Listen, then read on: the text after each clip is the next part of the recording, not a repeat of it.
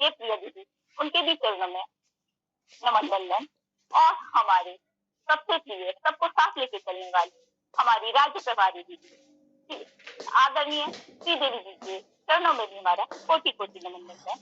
और आदरणीय हमारे राज्य जो कार्यकारिणी के सदस्य हैं और हमारे संगठन से जितनी भी बहनें जुड़ी हैं उनको भी मेरा कोटि कोटि नमन बंदन।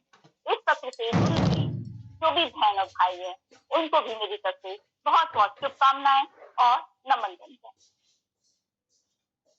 आइए आज का सत्र हम शुरू करते हैं। आज का सत्र है हमारा सर्व रोग निवारण योग अभ्यास। इससे हम अब आपको सत्र लेंगे सभी रोगों के निवारण के लिए। तो हमें कौन कौन से योग अभ्यास करने चाहिए। सर्वप्रथम हम जब सो के उठते हैं तो हमारे शरीर में अकड़न जकड़न सी रहती है और आलस सा रहता है, तो उसको दूर करने के लिए हम कुछ व्यायाम करेंगे। क्योंकि हमारी क्लास में ये आप लोग भी काफी लोग इसमें 50 से ऊपर हैं, जो 50 से ऊपर होते हैं, 60 के होते हैं, 70 के होते हैं। तो जब सुबह उठते हैं तो उनकी मांसपेशियां थोड़ी अकड़ सी जाती हैं, तो उसको हम अकड़न को दूर करने के लिए कुछ व्यायाम करते हैं। और जो काफी एजेड हैं और जो बीमार हैं, जो पलंग पर ही लेटे रहते हैं, वो खड़े होकर हम आसन वगैरह नहीं कर सकते, बैठ के नहीं कर सकते, उनके लिए भी कुछ व्यायाम बहुत जरूरी है। वो अपने पलंग पर बैठ के दीवार के सहारे उनको बैठ जाते हैं वो, और वो कुछ व्यायाम करें तो उनका जो है रोग है वो जल्दी सही होगा। क्योंकि पलंग पर लेटे लेटे हमारी जो मांसपेशियां होती है बहुत कमजोर हो जाती है और इसके कारण हमारे पूरे शरीर में दर्द रहता है। और जब हमारा शरीर में दर्द रहता है तो उसका असर हमारे मन पर ही पड़ता है, तो हमारी मानसिक स्थिति भी हमारी थोड़ी थोड़ी बिगड़ने लगती है। इसलिए हमें उनको सबको कुछ व्यायाम कराने चाहिए। यदि वो नित्य कुछ व्यायाम करते हैं तो धीरे धीरे वह स्वस्थ होते हैं और उनके में जो मांसपेशियों में ताकत आनी शुरू हो जाती है और वो धीरे धीरे एक दिन यदि नृत्य करते हैं तो धीरे धीरे एक दिन वो सारे खड़े होकर और बैठ के सारे आसन करने लग जाएंगे। तो चलिए हम सबसे पहले सुख व्यायाम करेंगे। सबसे पहले हम गर्दन के सुख व्यायाम करेंगे जिनको स्पॉन्डिलाइटिस है उसके लिए, उसको ठीक करने के लिए। सबसे पहले हम सांस भरते हुए अपने गर्दन को ऊपर ले जाएंगे और अपनी जो आप कमरे में बैठे हैं तो दीवार को देखिए, छत को देखिए और पीछे वाली जो दीवार है उसको देखिए और 5 तक काउंटिंग करिए। 1 2 3 4 5। सांस छोड़ते हुए धीरे धीरे नीचे आएंगे। जिनको फीवर स्पॉन्डिलाइटिस है वो अपनी गर्दन को नीचे नहीं झुकाएंगे और यदि जो फिट है वो अपनी गर्दन को कंठ तक ले जाएंगे। इनको कंठ में लगा लेंगे। फिर सांस भरते हुए हम अपनी गर्दन को ऊपर ले जाएंगे और अपनी छत को और पीछे वाली दीवार को देखने की कोशिश करेंगे। पूरा प्रभाव हमारे गर्दन पे पड़ेगा। इससे हमारी थायराइड ग्लैंड भी सक्रिय होती है। और सांस छोड़ते हुए हम नीचे की तरफ आएंगे और अपने चिन को कंठ में लगा लेंगे। फिर सांस भरते हुए हम वापस आ जाएंगे। अब हम अपनी गर्दन को सीधे रखेंगे और सांस छोड़ते हुए अपने कान को सीधे कंधे से लगाने की कोशिश करेंगे। रुकेंगे। 1 2 3 4 5। सांस भरते हुए वापस आ जाएंगे और सांस छोड़ते हुए बाएं कंधे से अपने कान लगाने की कोशिश करेंगे। रुकेंगे। 1 2 3 4 5। सांस भरते हुए वापस आ जाएंगे। इसी क्रिया को एक बार और करेंगे। सांस छोड़ते हुए अपने कान को दाएं कंधे से फुलाएंगे। 1 2 3 4 5। और सांस भरते हुए वापस आएंगे और सांस छोड़ते हुए दाएं कंधे से अपने कान को लगाएंगे। 1 2 3 4 5। और सांस भरते हुए हम वापस आ जाएंगे। अब हम सांस छोड़ते हुए अपने सिर को सीधे कंधे से लगाने की कोशिश करेंगे और पीछे की तरफ, जितना पीछे की तरफ हम देख सकते हैं, आंख खोल के पीछे की तरफ देखेंगे और 5 तक काउंटिंग करेंगे। 1 2 3 4 5। सांस भरते हुए हम वापस आएंगे। सांस छोड़ते हुए बाएं कंधे की तरफ अपने सिर को ले जाएंगे और पीछे देखते हुए हम रुकेंगे। 1 2 3 4 5। और सांस भरते हुए हम वापस आ जाएंगे। इसी क्रिया को एक बार और करेंगे। सांस छोड़ते हुए हम दाहिने कंधे पर अपने सिर को ले जाएंगे, पीछे देखेंगे। 1 2 3 4 5। सांस भरते हुए वापस आएंगे, सांस छोड़ते हुए बाएं कंधे पर हम अपने सिर को ले जाएंगे और पीछे की तरफ देखेंगे। 1 2 3 4 5। सांस भरते हुए हम वापस आ जाएंगे। अब हम अपनी दाहिनी हथेली को हम अपने दाहिने अपने कनपट्टी के पर रखेंगे, कान के पास में रखेंगे, कान के ऊपर रखेंगे और इसमें हम दबाव देंगे और सीधी तरफ से दबाव देंगे और बाईं तरफ से हम उसके प्रेशर को रोकेंगे। 1 2 3 4 5। वापस बाएं हाथ से बाएं कान के ऊपर हम प्रेशर देंगे। 1 2 3 4 5। वापस आएंगे, इसी क्रिया को एक बार और करेंगे। दाएं तरफ से प्रेशर देंगे, बाएं तरफ से प्रेशर को रोकेंगे। 1 2 3 4 5। अब बाएं हाथ से प्रेशर देंगे। 1 2 3 4 5 और वापस आएंगे। अपनी उंगलियों को लॉक करेंगे, आगे से हम माथे पर रखेंगे और प्रेशर देंगे, पीछे से प्रेशर को रोकेंगे। 1 2 3 4 5। अब पीछे से हम प्रेशर देंगे, आगे से प्रेशर को रोकेंगे। 1 2 3 4 5। एक बार और करेंगे इसी क्रिया को। 1 2 3 4 5। अब पीछे से प्रेशर देंगे। 1 2 3 4 5। अब वापस आ जाएंगे। ये हमारी हो गई स्पॉन्डिलाइटिस की एक्सरसाइज, गर्दन की एक्सरसाइज। यदि हम ये एक्सरसाइज करते हैं तो हमें स्पॉन्डिलाइटिस भी नहीं होगी और कभी कभी सोते में हमारी जो गर्दन में नस चढ़ जाती है वो भी नस नहीं चढ़ेगी।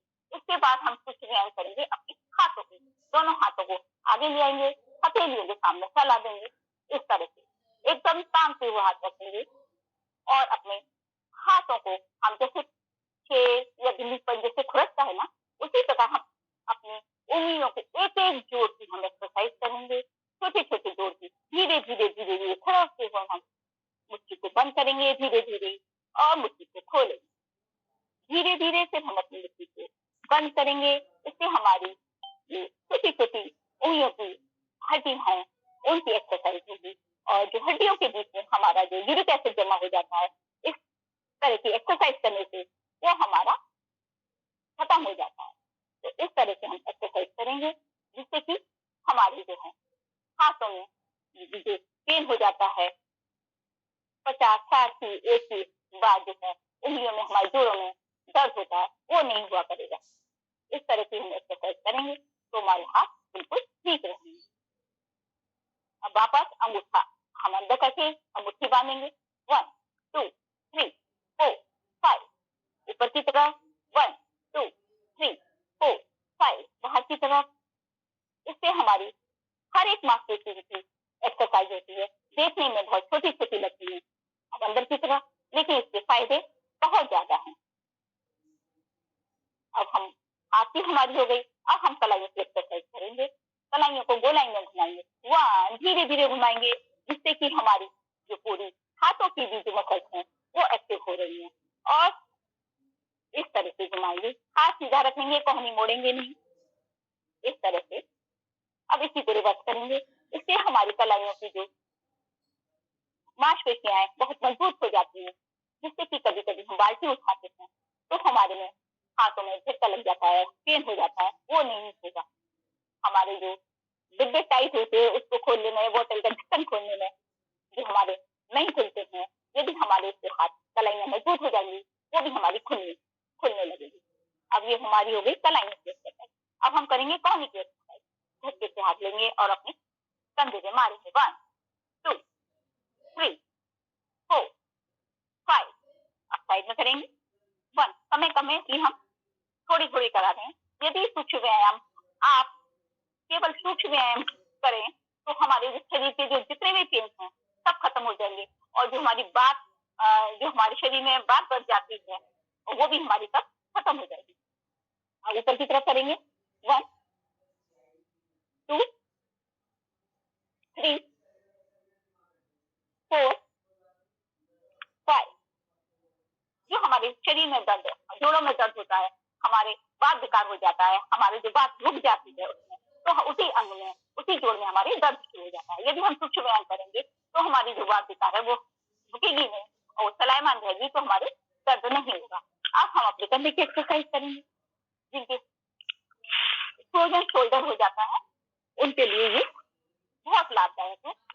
इससे हमारी कंधे की एक्सरसाइज होती है और इस एक्सरसाइज से हमारी जो लंग्स की जो मसल्स हैं, हार्ट की मसल्स हैं, वो भी स्ट्रांग होती हैं। इस तरह से को लाइन में अपनी कॉर्नर से घुमाएंगे। अब इसी को रिवर्स करेंगे, उल्टी तरफ से घुमाएंगे।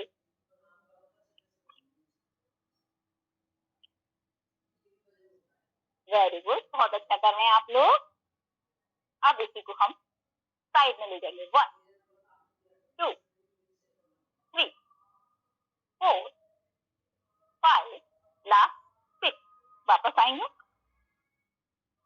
ये हो गई हमारी हाथ की एक्सरसाइज। अब हम करेंगे अपनी रीढ़ की हड्डी की स्पाइनल कॉर्ड की एक्सरसाइज। इसके लिए हम अपने हाथों को अपने घुटनों पर रखेंगे खड़े होकर और अपने पूरे अपने शरीर को एकदम तान देंगे ऊपर की तरफ। इस तरह से मूल बंद लगा लेंगे। एकदम हमारी जो कमर है एकदम एकदम सीधी, बिल्कुल झुकी ना रहे, क्योंकि इससे हमारे जो है स्पाइनल कॉर्ड के बाईं तरफ हमारी ईडा नाड़ी होती है और दाहिनी तरफ पिघला नाड़ी होती है और बीच में सुषुम्ना नाड़ी होती है। और यदि हम इस तरह से बैठते हैं तो हमारे इन तीनों नाड़ियों में संतुलन बना रहता है। जब हमारे तीनों नाड़ियों में संतुलन बना रहता है तो फिर हमारा ब्रेन अच्छे से कार्य करता है। और इसी से, क्योंकि हमारे सारे चक्र होते हैं, यदि हम झुक के बैठेंगे तो हमारा अवरोध उत्पन्न हो जाएगा और जो हमारे चक्र हैं वो जागृत नहीं होंगे। तो कभी भी हम बैठे, हम केवल अपनी गर्दन और कमर को सीधा करके ही बैठेंगे। आप सब लोग कमर को सीधा करके ही बैठेंगे, तो इससे हमारे सारे जो चक्र हैं वो जागृत होते हैं। इस एक्सरसाइज वापस आएंगे, इसको एक बार और करेंगे। सांस भरते हुए हम अपने बॉडी को ऊपर की तरफ खींचेंगे और मूल बंद लगा लेंगे और सामने एक कर देंगे और सांस छोड़ते हुए वापस आ जाएंगे। अब हमारे सूक्ष्म व्यायाम हमारे यहाँ तक घर तक हो गए। अब हम पैरों के सूक्ष्म व्यायाम करेंगे। अपने दंडासन में सब लोग बैठ जाए, अपने पैर खोल लें इस तरह से और अपने पैरों की मुट्ठी बांधेंगे हम लोग। 1 2 3। गलत कर रहे हैं आप, केवल पैरों को हम ऐसे रखा रहने देंगे। केवल हम उंगलियां और अंगूठों की मुट्ठी बांधेंगे इस तरह से, इस तरह से बांधेंगे, मुट्ठी बांधेंगे। बिल्कुल सही, अब सही कर रहे हैं। Very good. अब हम सांस भरते हुए अपनी तरफ खींचेंगे, पंजे को रोकेंगे। 1 कुंभक लगाएंगे, अंत कुंभक। 1 2 3 4 5 6 7 8 9 10। अब सांस छोड़ते हुए हम बाहर को ले जाएंगे अपने पंजे और हम बाएं कुंभक लगाएंगे। 1 2 3 4 5 6 7 8 9 10। फिर अपनी तरफ खींचते हुए हम अंत कुंभक लगाएंगे। 1 2 3 4 5 6 7 8 9 10। और सांस छोड़ते हुए हम पंजों को बाहर की तरफ ले जाएंगे और बाएं कुंभक लगाएंगे। 1 2 3 4 5 6 7 8 9 10। अब जल्दी जल्दी हम 5 बार करेंगे। 1 2 3 4 5। वापस। अब हम दोनों पैरों को अपने गोलाई में घुमाएंगे। 1 2 3 4 5। अब रिवर्स करेंगे। 1 2 3 4 5। अब दोनों पैरों को आपस में हम मारेंगे, टकराएंगे। 1 2 3 4 5 6 7 8 9 10। ये हम इसलिए करें कि हमारे पैरों में जहां भी हमारी जो नस नाड़ियां ब्लॉक हैं वो हमारी नस नाड़ियां खुल जाए। अब हम अपने पैरों को आगे पीछे ले जाएंगे। खिसकाएंगे। 1 2 3। हम अपने काफ को अपनी मैट से मारेंगे। जिससे कि हमारे पाचन शक्ति अच्छी होगी, खाना अच्छे से पचेगा और हमारा इससे रक्त संचार बढ़ेगा। हमारी काफ में जो ब्लड की हमारी जो नलियां हैं बहुत ज्यादा होती हैं, इससे हमारा ब्लड सर्कुलेशन बढ़ता है। दोनों पैर हम सीधे रखेंगे। अब दाहिने पैर को बाएं पैर के हम घुटने के ऊपर रखेंगे इस तरह से, और उंगलियों को और अंगूठों को हम मोड़ेंगे, बाहर की तरफ मोड़ेंगे और फिर अंदर की तरफ मोड़ेंगे। उंगलियों और अंगूठों को बाहर की तरफ मोड़ेंगे हाथ से और फिर अंदर की तरफ मोड़ेंगे इस तरह से। अब हम अपने हाथ की उंगलियों से पैर की उंगलियां और अंगूठों को पकड़ेंगे और अपने टखनों को गोल गोल घुमाएंगे इस तरह से, जिससे कि हमारे जो टखने में जो हमारे जो मसल्स हैं वो स्ट्रॉन्ग हो जाए। इस तरह से जो हम घुमाएंगे गोलाई में, तो उससे हमारी एड़ी में जो दर्द होता है, ज्यादा देर जो लोग खड़े हो जाते हैं उनकी एड़ी में दर्द हो जाता है, वो दर्द भी नहीं होगा। अब रिवर्स करेंगे, इसी को उल्टा करेंगे। और जब हम कभी कभी हमारे पैर मुड़ जाता है, मोच आ जाती है, यदि हमारी मांसपेशियां मजबूत होंगी तो हमारे वो मोच भी नहीं आती। इसी तरह से अब हम इसी पैर को हम एड़ी को जंघामूल में रखेंगे और अपने दोनों हाथों को रख करके अपने घुटने को ऊपर ले जाएंगे और ऊपर की तरफ सांस भरते, सांस छोड़ते हुए अपने घुटने को अपने मैट से फुलाने की कोशिश करेंगे, मैट से फुलाएंगे और फिर सांस भरते हुए हम अपने छाती से फुलाएंगे अपने घुटने को, सांस छोड़ते हुए अपनी मैट से फुलाएंगे। इससे हमारे हिप्स की जो मसल्स हैं वो फ्लेक्सिबल बनती हैं। और एक बार वो करेंगे और वापस। अब हम अपने पैर को झूला झूलेंगे, जैसे बच्चों को झूला झुलाते हैं, इसी प्रकार हम प्यार से अपने पैर को उठाएंगे और इसी तरह झूला झूलेंगे। ये लगती बहुत छोटी छोटी एक्सरसाइज है, लेकिन फायदे बहुत देती हैं। हमारा जो है ये हिप्स का जोड़ हमारा इससे खुल जाता है। जिन लोगों का पद्मासन नहीं लगता और तितली आसन अच्छी तरह से नहीं कर पाते, वो तितली आसन पद्मासन अच्छी तरह से लगा सकते हैं। अब दोनों पैरों को हम अपनी जगह यथा स्थिति में ले आएंगे। अब दूसरे पैर को हम घुटने के ऊपर रखेंगे और अपनी उंगलियां और अंगूठे को पकड़ेंगे और अंदर की तरफ दबाएंगे और फिर बाहर की तरफ उनसे जाएंगे, खींचेंगे, अंदर की तरफ दबाएंगे, बाहर की तरफ खींचेंगे, एक बार और अंदर की तरफ खींचेंगे और बाहर की तरफ ले जाएंगे। अब हम हाथ से उंगलियों को पकड़ेंगे, अंगूठों को पकड़ेंगे। अब अपने एंकल को गोल गोल गोलाई में घुमाएंगे इस तरह से। जब हम रोज ये प्रैक्टिस करेंगे तो हमारे जो है जोड़ स्थित होते हैं वो स्थित नहीं होंगे, हमारे जोड़ जो है एकदम सॉफ्ट हो जाएंगे, क्योंकि मांसपेशियां हमारी फ्लेक्सिबल हो जाएंगी इस तरह। अब इसी पैर को हम एड़ी को अपने जंघामूल में रखेंगे और फिर हम सांस भरते हुए अपने छाती से लगाएंगे घुटने को और सांस छोड़ते हुए अपने मैट से लगाएंगे। सांस भरते हुए अपनी छाती से लगाएंगे घुटने को और सांस छोड़ते हुए अपनी मैट से लगाएंगे। एक बार और करेंगे, सांस भरते हुए अपनी घुटने को लगाएंगे छाती से और सांस छोड़ते हुए अपनी मैट से लगाएंगे। अब इसी प्रकार अब हम प्यार से अपने पैर को उठाएंगे और थोड़ा सा झूला झूला लेंगे, जो देखने बहुत अच्छा काम किया है, अच्छी एक्सरसाइज की है। और हम अपनी हिप्स की जो जोड़ है उसको खोलेंगे इस तरह। वापस आएंगे, दोनों पैरों को हम सीधा रखेंगे। आजकल लोगों के घुटनों में दर्द बहुत होता है, तो घुटनों की हम और एक्सरसाइज करेंगे। हम अपने अंगूठा अंदर करके मुट्ठी बांध लेंगे इस तरह से। अपने घुटनों के नीचे हम मुट्ठी को रखेंगे, पैर एकदम हम तान देंगे, थोड़ा सा ऊपर उठा देंगे, तान देंगे। ये घुटनों के लिए बहुत ही फायदेमंद है एक्सरसाइज। इस तरह से उठा लेंगे और फिर वापस नीचे। फिर हम घुटनों पे दबाव देंगे और पैरों को थोड़ा सा उठा लेंगे इस तरह से। 1 2 3 4 5 6 7 8 9 10 वापस। अब इसी तरह से हम अपने घुटनों को अपने मैट से दबाएंगे, घुटने को नीचे की तरफ दबाव डालेंगे, जिससे कि हमारी जो थाई की मांसपेशियां एकदम देखिए टाइट हो गई हैं। घुटने को एकदम दबाएंगे और मांसपेशियां हमारी ऊपर एकदम टाइट हो जाएंगी, फिर एकदम ढीला छोड़ देंगे, देखिए सॉफ्ट हो जाएंगी। फिर अपने घुटने को हम अपने मैट से नीचे दबाएंगे, कस के दबाएंगे घुटनों को, मैट से लगाइए कस के दबा के, और हमारी जो मांसपेशियां हैं थाई से एकदम टाइट हो जाएंगी और फिर हम छोड़ देंगे ढीला। एक बार और करेंगे टाइट। ये हम 20-20, 50-50 बार करवाते हैं जिनके घुटनों में दर्द होते हैं। हमने जो कराए हैं उनके घुटनों के दर्द भी बिल्कुल ठीक हो गए, घुटने एकदम सही हो गए और हम वापस अपने आ जाएंगे। अब घुटनों की एक्सरसाइज भी करा रहे हैं हम।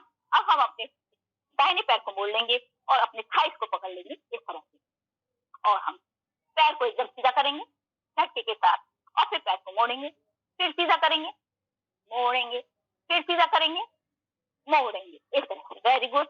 अब इसी को हम अपने पैर को गोलाई में घुमाएंगे, एक शून्य बड़ा सा बनाएंगे पैर से, इस तरह से। अब इसी को रिवर्स करेंगे। वेरी गुड, बहुत अच्छा कर रहे हैं, वेरी गुड। इससे आपके घुटने कभी खराब नहीं होंगे, ये वाली एक्सरसाइज आप सब करेंगे पैर की। अब वापस ले आएंगे। अब बाएं पैर को हम मोड़ेंगे और थाई से पकड़ेंगे और पैर को हम सीधा रखेंगे, इस तरह से सीधा करेंगे और पैर को मोड़ेंगे। 2, 3, 4 और 5, वापस। अब इसी से हम अब एक बड़ा सा शून्य बनाएंगे। 1, 2, 3, 4, 5। अब इसी को रिवर्स करेंगे, उल्टी तरफ घुमाएंगे। 1, 2, 3, 4 और 5, वापस आ जाएंगे। थोड़ा सा अपने पैर को चला लेंगे, हिला लेंगे, इस तरह से। ये हमारे हो गए सूक्ष्म व्यायाम। यदि हम सूक्ष्म व्यायाम, आप तो अभी सीख रहे हैं, यदि आपके किसी के भी शरीर में कहीं भी दर्द है तो सूक्ष्म व्यायाम आप कर लें। आप लेकिन आपको 20-20, 50-50 बार सूक्ष्म व्यायाम करेंगी तो आपके शरीर का पूरा दर्द खत्म हो जाएगा, आपका शरीर एकदम हल्का सा हो जाएगा। अब हम उठ जाएंगे, सब लोग अपनी बैठ के आ जाए, खड़े हो जाए। अब हमारा शरीर एकदम स्वस्थ हो गया है और हमारा जॉगिंग के अब हम बारे अभ्यास करेंगे और अपने शरीर को थोड़ा सा काम करेंगे। तो जॉगिंग के बारे अभ्यास के लिए आप लोग खड़े हो जाएं। सबसे पहला अभ्यास है हस्तपाद संचालन क्रिया। पहला है हस्तपाद संचालन क्रिया, अपनी जगह हम चलेंगे। दूसरी क्रिया है हम हस्तपाद संचालन क्रिया। अपने जो हिप्स की अपनी एड़ी को मारेंगे, हाथ हमारे एकदम सीधे रहेंगे। तीसरी क्रिया है हमारा जानु संचालन क्रिया। अपने घुटने को अपनी छाती से लगाएंगे, ये हमारी जानु संचालन क्रिया। वेरी गुड, ये तो आप रोज कर रहे हैं, इससे आपको शरीर में शक्ति मिलेगी। अब चौथा हमारी क्रिया है जानु विकास क्रिया, अर्थ बैठक भी कहते हैं इसको। इस तरह से हम झुकेंगे, खड़े होंगे, झुकेंगे, खड़े होंगे, इस तरह। Very good, very good. अब दोनों पैरों को हम खोल लेंगे। पांचवी क्रिया है हमारा उरु विकास क्रिया। दोनों हाथ हम सामने रखेंगे, इस तरह सीधे, और दाहिने घुटने पे बैठेंगे, बायां पैर हमारे एकदम स्थिर, हाथ सामने रखेंगे, आगे पीछे नहीं, सामने ऐसे हाथ को नहीं हिलाएंगे, केवल हम अपने घुटने को मोड़ेंगे और पैरों को, दूसरे पैर को सीधा रखेंगे, इस तरह। हाथों को अपनी जगह ही रखा रहने देंगे, केवल इस तरह से। उसको बहुत बढ़िया कर, वेरी गुड। छठा है हमारा उरु विकासक भाग 2, और इसको हम हनुमान दस्ती कहते हैं। अपने पैरों को थोड़ा सा मोड़ लेंगे और अपने शरीर को भी थोड़ा सा मोड़ लेंगे, गाल में हवा भर लेंगे और अपने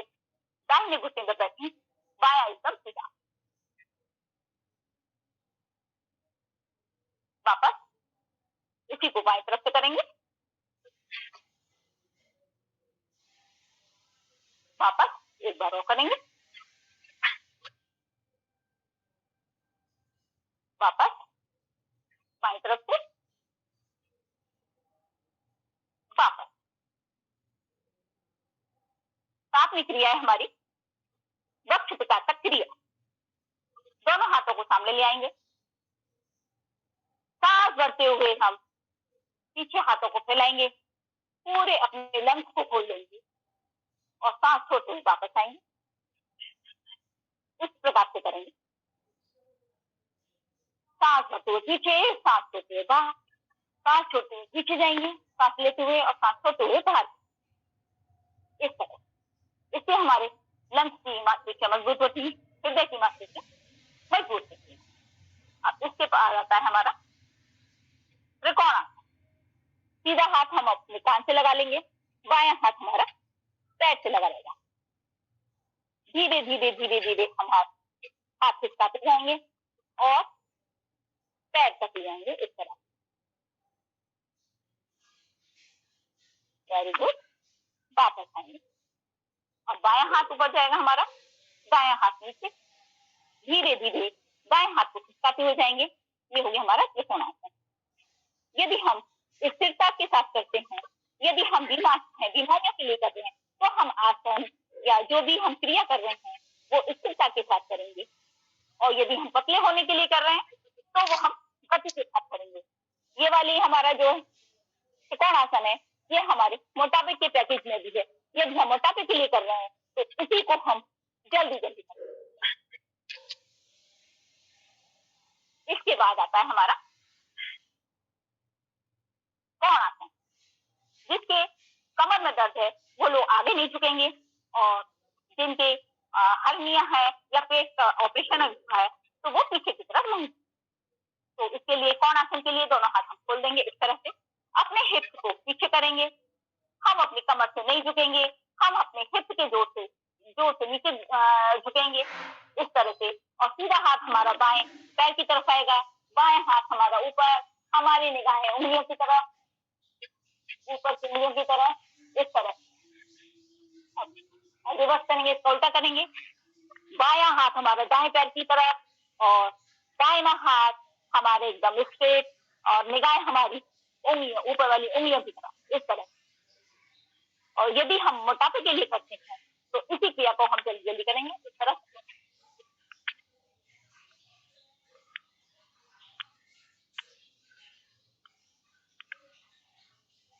वापस आ जाएंगे और दोनों पैरों को मिला देंगे। अब हमारा 10वां अभ्यास है पाद हस्तासन। मैंने बताया है जिनकी कमर में दर्द है वो आगे झुकेंगे, ठीक है, वो इसी तरह से करेंगे, इस तरह से। और जो बिल्कुल फिट है वो सांस भरते हुए अपने दोनों हाथों को कान से लगा लेंगे, ले जाएंगे, और सांस छोड़ते हुए दोनों हाथों को पैरों के बराबर में रख लेंगे और अपने माथे को घुटने से लगाएंगे इस तरह से। फिर सांस भरते हुए हम ऊपर जाएंगे, सांस छोड़ते हुए हम नीचे आएंगे, अपने माथे को घुटने से लगाएंगे, फिर सांस भरते हुए हम ऊपर जाएंगे और सांस छोड़ते हुए बहुत बढ़िया, और वापस। अब 11वां अभ्यास है हमारा पीटी, जो कि आपने बचपन में की। जिनके घुटनों में दर्द है वो उछलेंगे नहीं, वो इस तरह से करेंगे। और जो फिट है हमारी तरफ वो उछल उछल के करेंगे, ठीक है, इस तरह से। 1 2 3 4 5 6 7 8 9 10 11 12 13 14 15 16 17 18 19 20। वापस। अब अपने शरीर को नॉर्मल करेंगे, गहरी लंबी सांस भरें। Very good. अपने शरीर को नॉर्मल करने के बाद अब हमारा 12वां अभ्यास है योग नृत्य क्रिया। अब हम डांस करेंगे, दोनों अपने पैरों को दाहिनी तरफ रखेंगे, दोनों हाथों को बाईं तरफ, अपोजिट साइड में हमारे हाथ लगाते हैं इस तरह से। आओ डांस करें, डांस करें। वेरी गुड, बहुत अच्छा। अच्छा, आप नहीं कर पा रही है ना, तो आप अपने दाहिने पैर को आगे रखेंगे घुटनों पर, और फिर आप जैसे ट्विस्ट करते हैं इस तरह से करेंगे।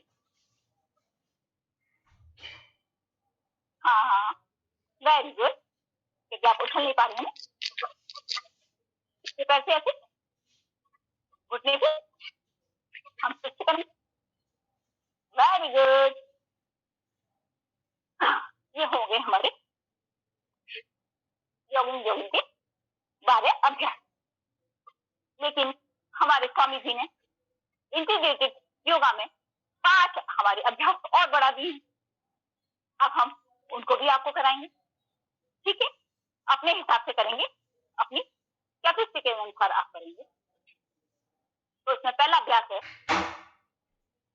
सीधे पैर के अंगूठे को बाएं हाथ से छुएंगे हम, और बाएं पैर के अंगूठे को दाएं हाथ से छुएंगे। इस तरह 1 2 3 4 5 6 7 8 9 और लास्ट है। Very good. अब दूसरा अभ्यास है हमारा, हम दोनों हाथों से अपने अंगूठों को छुएंगे इस तरह से। 1 2 3 4 5 6 7 8 9 और 10। वाह, कुछ मैंने तो बहुत अच्छा था, बहुत बढ़िया। अब इसी में हमारा तीसरा अभ्यास है, हम ताली बजाएंगे पैर के नीचे से और ठीक है।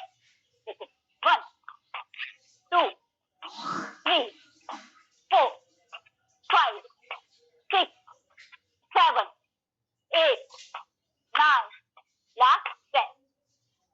वापस। वेरी गुड, बहुत अच्छा। अब एक और चौथी हमारा अभ्यास है, आप आगे ताली बजाएंगे और पीछे ताली बजाएंगे इस तरह। 1 2 3 4 5 6 7 8 9 लास्ट 10। वापस। बहुत बढ़िया, वेरी गुड। और 5वां अभ्यास है हमारा, दोनों पैरों में थोड़ा सा फासला कर लीजिए और इस तरह से आप, अब मैं जल्दी जल्दी कराऊंगी। 2 टाइम हो रहा है और 3। अब इसको रिवर्स कर देंगे। 1 2 और 3। वापस आ जाएंगे। अब हम करेंगे सूर्य नमस्कार। आप सब जानते हैं कि पृथ्वी पर जो ऊर्जा का स्रोत सूर्य है, तो अब हम करेंगे उसको नमन करेंगे, सूर्य नमस्कार करेंगे। मैच के आपने आगे खड़े हो जाए, ठीक है? हम जल्दी जल्दी करेंगे, ठीक है? नॉर्मल सांसों के साथ प्रणाम आसन, सांस भरते हुए ऊर्ध्वश्वासन, सांस छोड़ते हुए पादहस्तासन, सांस भरते हुए दक्षिण अष्ट संचालन आसन, सांस छोड़ते हुए पर्वतासन, नॉर्मल सांसों के साथ आसन, और सांस भरते हुए भुजंगासन, सांस छोड़ते हुए फिर पर्वतासन, सांस भरते हुए वाम अष्ट संचालन आसन, सांस छोड़ते हुए पादहस्तासन, सांस भरते हुए ऊर्ध्वश्वासन और नॉर्मल सांस के साथ प्रणाम। ये हो गया हमारा सूर्य नमस्कार। एक बार हम मंत्रों के साथ करेंगे, मंत्र भी आपको याद होने चाहिए। आइए, सबसे पहले ओम विद्याय नमः, ओम रवये नमः,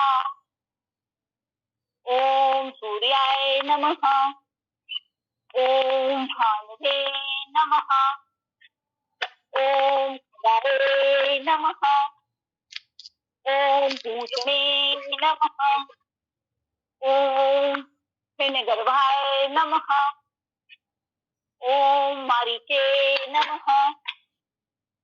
ओम आदित्याय नमः। ओम सावित्रे नमः। ओम अर्काय नमः। ओम भास्कराय नमः। ये हो गया हमारा सूर्य नमस्कार।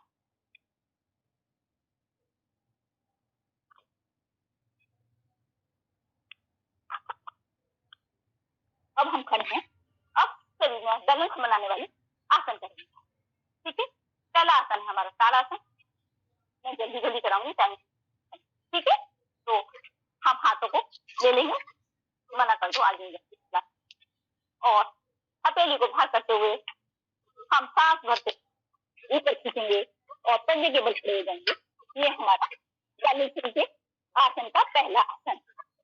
इससे हमारा बैलेंस के साथ साथ हमारे जो है रक्त संचार भी बढ़ता है और इससे हमारे बच्चों की हाइट भी बढ़ती है। और जिन लोगों के जो है फ्लैट फुट होते हैं वो फ्लैट फुट भी इससे ठीक होते हैं और इससे हमारी नस नाड़ियां भी मजबूत होती है। वापस आएंगे। अब दूसरा आसन है हमारा बैलेंसिंग में वृक्षासन। जैसे कि आप नाम से भी देखे वृक्षासन एक मजबूत होता है ना। अपनी एड़ी को दाहिनी एड़ी को बाएं जांघ में रखेंगे और प्रणाम की मुद्रा बनाएंगे। इससे बैलेंसिंग के साथ साथ हमारे हाथ पैर की मांसपेशियां मजबूत होती है और हमारा सीना चौड़ा होता है और मजबूत होता है और हमारी एकाग्रता बढ़ती है इसमें। और वापस आएंगे। अब दूसरे पैर से करेंगे इस तरह से। इससे हमारी जो रीढ़ की हड्डी है वो भी मजबूत होती है और इससे हमारी मन की चंचलता भी कम होती है। वापस आएंगे। अब तीसरा आसन है हमारा अर्ध चक्रासन। हम ऐसे खड़े हो जाएंगे, अपने हाथों को दोनों को बांध लेंगे और अपने सिर को पीछे की तरफ झुका देंगे। इस तरह ये हमारे कमर के दर्द और गर्दन के दर्द को ठीक करता है। इससे जो हमारा तनाव है वो दूर होता है। इससे हमें आराम मिलता है और हमें मन हमारा शांत रहता है। वापस आएंगे। अब हमारा चौथा आसन है बैलेंसिंग का हस्तपाद अंगूठा आसन। हम अपने दाहिने हाथ से बाएं पैर के अंगूठों को पकड़ेंगे और पैर एकदम सीधा कर देंगे और हाथ ऊपर। वापस आएंगे। अब इसी को हम बाएं हाथ से करेंगे, बाएं हाथ और बाएं पैर से करेंगे। हम बैलेंस चाहिए ना तो दोनों तरफ से हम बैलेंस करेंगे, दोनों तरफ से करेंगे इस तरह से।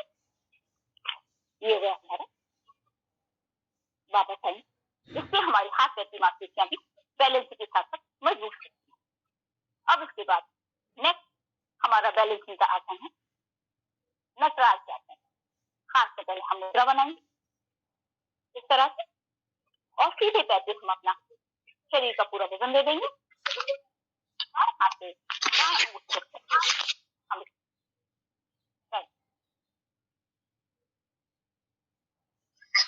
ये हमारे नटराज आसन है। अब इसी को हम दूसरी तरह से करेंगे, बाएं पैर से करेंगे। बाएं पैर हम हाथ से मुद्रा बना लेंगे, आगे बाएं पैर और बाएं पैर वजन दे देंगे अपने दाहिने पैर को अंगूठा पकड़ते हुए और हमारा बैलेंसिंग के आसन। अब इसके बाद नेक्स्ट आसन है हमारा गरुड़ आसन में हम सीधे खड़े हो जाएंगे। सीधे पैर से बाएं पैर को फिक्स कर लेंगे, सीधे पैर से बाएं पैर को फिक्स कर लेंगे और ये हो गया हमारा गरुड़ आसन। वापस आएंगे। इससे हमारी जो हाथ पैर दर्द होता है वो हाथ पैर टेढ़ा हाथ पैर टेढ़े वो भी सही। अब इसी प्रकार बाएं पैर से करेंगे, बाएं पैर दाएं पैर को ट्विस्ट करेंगे, हाथ ये हो गया मेरा पैरोनाट। इसके बाद वापस आ जाएंगे। इसके बाद नेक्स्ट हमारा आसन है शीर्षासन, आसनों का राजा शीर्षासन। देखिए शीर्षासन से क्या होता है कि हमारे जब हम सिर केवल खड़े होते हैं तो हमारा शुद्ध जो रक्त वो हमारी मस्तिष्क में जाता है, और जब शुद्ध रक्त मस्तिष्क में जाता है तो हमारे आँख, नाक, कान, बाल सब हमारे स्वस्थ हो जाते हैं। और जो हमारी पिट्यूटरी ग्लैंड है और पीनियल ग्लैंड है वो हमारे इससे स्वच्छ रहती है। शीर्षासन करने से स्वच्छ रहती है, वो स्वच्छ रहती है तो हमारा जो है ब्रेन से सक्रिय हो जाता है और इससे हमारी याददाश्त हो जाती है और हमारे बहुत लाभ हैं शीर्षासन। और इस शीर्षासन से हमारे जो है गर्भ है और हर्निया है आदि ठीक होते हैं। और शीर्षासन से ही हमारे जो है थायराइड सक्रिय होती है, हमारा मोटापा और दुर्बलता दोनों ही कम होते हैं और हमारे शरीर में चमक आ जाती है। इसके लिए जो कर सकते हैं वही शीर्षासन करें। मैम आवाज क्लियर नहीं आ रही है, माइक खुला हुआ है किसी का। नहीं करनी मैडम मुझे भी क्लियर बता रही है। माइक बंद करने के लिए सबसे कहा है ना, ये भावना जी कौन है, ये अपना माइक बंद करे। उनकी आईसाइट पार्टी बहुत वीक है तो हमें ये भावना शर्मा जी का खुला हुआ था, बंद हुआ। दोनों हाथों को इस तरह से रखें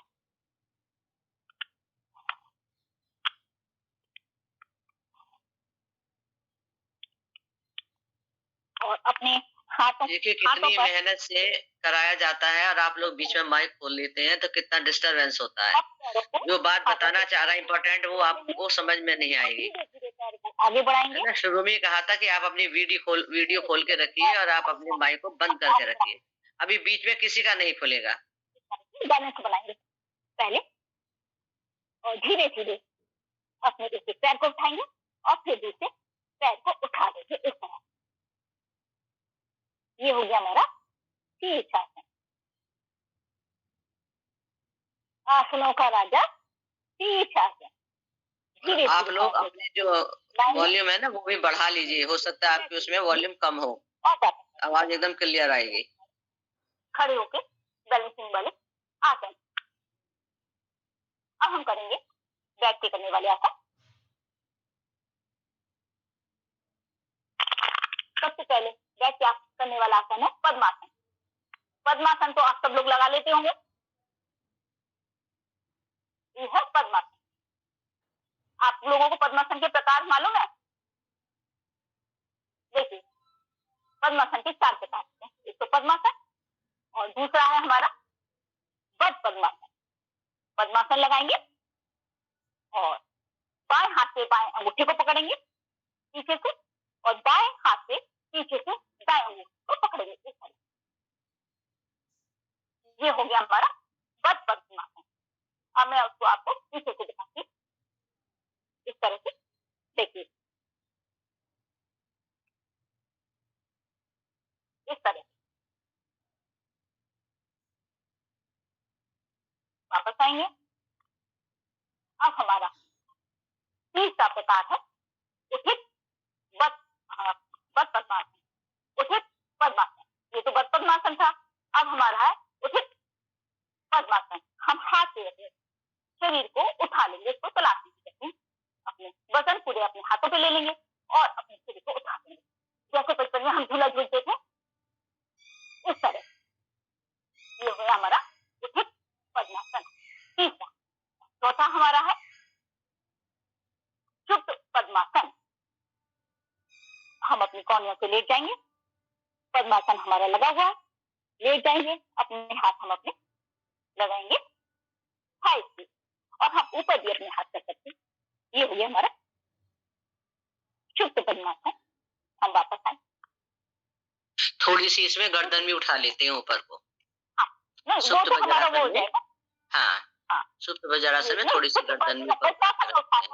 वो हमारा है चुप्त पद्मासन। सुप्त वज्रासन, हाँ सुप्त वज्रासन में पूरी गर्दन ऊपर उठ जाए, हाथ जंघों पे आ जाते हैं। इस तरह से यदि हम इस तरह से गर्दन उठा लेंगे और पैर से मुट्ठी पकड़ लेंगे, ये हो गया हमारा सुप्त वज्रासन। सुप्त वज्रासन नहीं, ये पद्मासन है। नहीं, सुप्त पद्मासन में कहा कि दोनों वज्रासन में बैठ के जब पढ़ते हैं वो सुप्त वज्रासन हो जाता है, गर्दन ऊपर उठा के हाथ जंघों पे रहती है। हाँ, तो थोड़ा इनको वेद बताना पड़ेगा ना। हाँ, ये तो हमारा है शुद्ध पद्मासन, और शुद्ध वज्रासन भी होता है, जो हम बैठ जाते हैं, हम अपने बैठ जाते हैं और फिर हम अपने कान के सहारे हम लेट जाएंगे इस तरह से, और अपने सिर को थोड़ा सा उठा लेंगे और हाथ अपने थाई पे रख लेंगे। ये हो गया हमारा शुद्ध वज्रासन। इस तरह वापिस आएंगे, अब हम वापिस आ जाएंगे। अब हम करेंगे, क्योंकि हमारा आज का जो सत्र है वो सर्व रोग निवारण का है, तो हमारे अब हम करेंगे कमर के दर्द वाले आसन। अब हम जल्दी जल्दी कराएंगे आपको, ठीक है। हम पेट के बल ले जाएंगे, आप लोग पेट के बल ले जाइए, और आपको इससे विस्तार, क्योंकि आप सब पढ़ चुके हैं, इससे आपका रिविजन भी हो जाएगा। अब हम करेंगे मकर आसन कमर दर्द के लिए। जिनके कमर में दर्द है एक एक पैर से करेंगे, और जो फिट है वो दोनों पैर से इस तरह से करेंगे। 2 3 4 5 वापस। अब हम करेंगे कमर दर्द के लिए अर्धभुजंगासन। अपने हाथों को कंधे के बराबर रख लेंगे, सांस भरते हुए, नाखून हमारे मेट पे लगे हुए, सांस भरते हुए हम उठ जाएंगे नाभि तक, ऊपर से, और सांस भरते हुए वापस आ जाएंगे। अब हमारा तीसरा है कमर दर्द का आसन। बाएं हाथ रखेंगे, उसके दायां हाथ रखेंगे, उसके सिर रखेंगे और पूर्ण भुजंगासन, और ऊपर से देखेंगे। कमर दर्द का आसन है ये पूर्ण भुजंगासन। अब वापस आ जाएंगे। चौथा आसन है हमारा शलभासन। दोनों हाथ हम अपने थाई के नीचे रखेंगे और सीधे पैर को हम ऊपर उठा लेंगे इस तरह से, फिर वापस ले आएंगे। सांस भरते हुए बाएं पैर को भी उठाएंगे और वापस ले आएंगे। ये है शलभासन। शलभासन का दूसरा हमारा भाग, दोनों हाथों को हम अपना कलाई से पकड़ लेंगे, जहां पर हमारा दर्द है उस जगह को कमर पे हम दबाएंगे और अपना ऊपर चेहरा एकदम ऊपर उठा वापस। अब इसका तीसरा भाग है, दोनों हम हाथों को, उंगलियों को इंटरलॉक कर लेंगे और इसको खींचेंगे और ऊपर उठा। यह है इसका तीसरा भाग शलभासन का। वापस आएंगे। अब इसका चौथा भाग है, हम सीधा हाथ अपने कान की तरफ से लगा के रखेंगे और बाएं पैर को हम ऊपर उठा लेंगे। शलभासन का चौथा भाग। वापस आएंगे। अब हम बाएं हाथ को कान से लगाएंगे और दाहिने पैर को उठा लेंगे इस तरह से। वापस आएंगे। ये है हमारे कमर दर्द के आसन। इसमें हमारा मर्कटासन भी है। हम सीधे बल ले जाएंगे, दोनों पैरों को मोड़ लेंगे, हाथ दोनों तन की स्थिति में खोल लेंगे, दोनों पैरों को बाएं तरफ ले जाएंगे और पैरों की तरफ खिसक जाइए फाल्गुनी जी, पैरों की तरफ किसको थोड़ा सा, चेहरा नहीं आ रहा है थोड़ा, हाँ इसको पैरों की तरफ, हाँ अभी। अब हम अपने दोनों पैरों को दाईं तरफ मोड़ेंगे और बाईं तरफ देखेंगे। अब हम दोनों पैरों को बाईं तरफ मोड़ेंगे, दाईं तरफ देखेंगे। हम अपने कमर के दर्द के लिए करें तो हम स्थिरता के साथ करेंगे, यदि हम मोटापे के लिए करेंगे तो हम गति के साथ करेंगे। वापस एक बार बाएं, वापस। दोनों पैरों में हम 1.5 फुट का फासला ले लेंगे। दाहिनी तरफ घुटने को मोड़ेंगे और दाहिने पंजे पर बायां घुटना रखेंगे अपोजिट साइड में देखिए इस तरह। अब इसको हम रिवर्स करेंगे, बाएं तरफ घुटना बोलेंगे, बाएं घुटने पर हम दाएं घुटना रखेंगे और बाएं तरफ देखेंगे इस तरह से। अब हम वापस आ जाएंगे। इसके बाद दोनों पैर हम सीधे रख लेंगे। अब 90 डिग्री पे हलासन में अपना सीधा पैर हम रखेंगे और सीधे पैर को हम अपने बाएं हाथ को दे देंगे इस तरह से और दाएं तरफ देखेंगे। ये हो गया हमारा मर्कटासन सीधा पैर। फिर वापस लाएंगे 90 डिग्री पे और वापस अब यथास्थिति में आ जाएंगे। फिर हम बाएं पैर 90 डिग्री पे लाएंगे और इस पैर को अपने दाएं हाथ में दे देंगे, बाएं तरफ देखेंगे। ये हो गया हमारा मर्कटासन का हिस्सा। और हम वापस आ जाएंगे। अब हम बैठ जाएंगे। देखिए शरीर के बैलेंस जब हमारा बिगड़ता है तो इसका नाभि से हमारे गिरने से भी हमारा शरीर का बैलेंस बिगड़ता है। तो जो हमारा बैलेंस बिगड़ता है तो हमारा जो है पेट खराब हो जाता है। जब नाभि हमारी गिर जाती है पेट खराब हो जाता है, दस्त हो जाते हैं, पेट में दर्द रहता है, पाचन शक्ति हमारी खराब हो जाती है, अच्छे से पाचन नहीं होता है। तो हम अपनी नाभि को अपनी जगह लाने के आसन करेंगे। सबसे पहले हम अपने ले जाएंगे पीठ के बल और पहला आसन है हमारा पवन मुक्त आसन। जिनके पैरों में दर्द, कमर में दर्द है वो एक एक पैर से करेंगे इस तरह से, और जिनका सर्वाइकल है वो अपनी गर्दन में इस तरह रखेंगे और जो फिट है वो इस तरह से करेंगे। अपनी नाक को अपने घुटने से छुलाएंगे इस तरह से। वापस आएंगे और दूसरे पैर से करेंगे पवन मुक्त आसन। ये हमारी नाभि को सही करता ही है और हमारी जो पेट में गैस वगैरह वाली चीज है, एसिडिटी होती है, उसको भी ठीक करता है। वापस आएंगे। अब नाभि को ठीक करने के लिए, अपनी जगह लाने के लिए दूसरा आसन है हमारा उत्तान पाद आसन। दोनों हाथों को हम कमर के नीचे ले आएंगे और अपने पैरों को उठा लेंगे। ये हमारी नाभि तो ठीक होती है, हमारी आंखें भी, हमारी इससे आंतों को भी लाभ मिलता है और हमारा जो पेट की चर्बी बढ़ जाती है वो भी इससे कम होती है। उत्तान पाद आसन। हम वापस आएंगे और उसके बाद हमारा चौथा आसन है नाक को अपनी जगह लाने का, हमारा नौका आसन। इस तरह से और इस तरह अपनी बोझ की शेप बना लेंगे। ये है हमारा नौका आसन। ये भी हमारे पेट के सारे रोगों को ठीक करता है। नाभि अपनी जगह आती है और पेट भी हमारा कोर मसल इससे मजबूत होती है। वापस आएंगे। इसके बाद नाभि को अपनी जगह लाने का हमारा अगला आसन है पाद अंगूठा नासा स्पर्शा आसन। इस तरह से हम अपने अंगूठे से अपनी नाक को छूएंगे और हम दूसरे पैर से करेंगे। जिनके कमर में दर्द है वो इस पैर से करेंगे, जो इनके कमर में दर्द नहीं है, जो इतना फिट है, वो अपने इस तरह से दोनों पैरों से करेंगे इस तरह से। और जिनको स्पॉन्डिलाइटिस है वो अपनी गर्दन में उठाएंगे इस तरह से कर लेंगे। वापस आएंगे। ये हो गया हमारे नाभि को अपनी जगह लाने वाले आसन। अब आ जाते हैं हम हार्मोन्स की तरफ। जब हमारे हार्मोन्स असंतुलित होते हैं तो इससे भी हमारा शरीर का बैलेंस बिगड़ता है, क्योंकि हमारा इंडोक्राइन सिस्टम जो है हमारे हार्मोन्स की निकलने वाली मात्रा को कंट्रोल करता है। और हार्मोन्स क्या करते हैं? हार्मोन्स हमारे जो भी शरीर में जितने भी तंत्र हैं उनको कंट्रोल करते हैं। ये तंत्र कौन से हैं? हमारे श्वसन तंत्र, पाचन तंत्र और हमारा प्रजनन तंत्र। इस तरह से अब इनको बैलेंस करने के लिए सबसे पहले हम करेंगे थायराइड को सही करने वाले आसन, ठीक है, जिससे T3 और T4 जो हार्मोन्स निकलता है उसको हम बैलेंस करने के लिए आसन बताएंगे।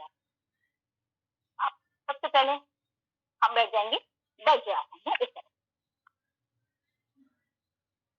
थायराइड को ठीक करने वाले आसन, ठीक है। इस तरह से बैठ जाएंगे, फिर घुटनों के बल खड़े हो जाएंगे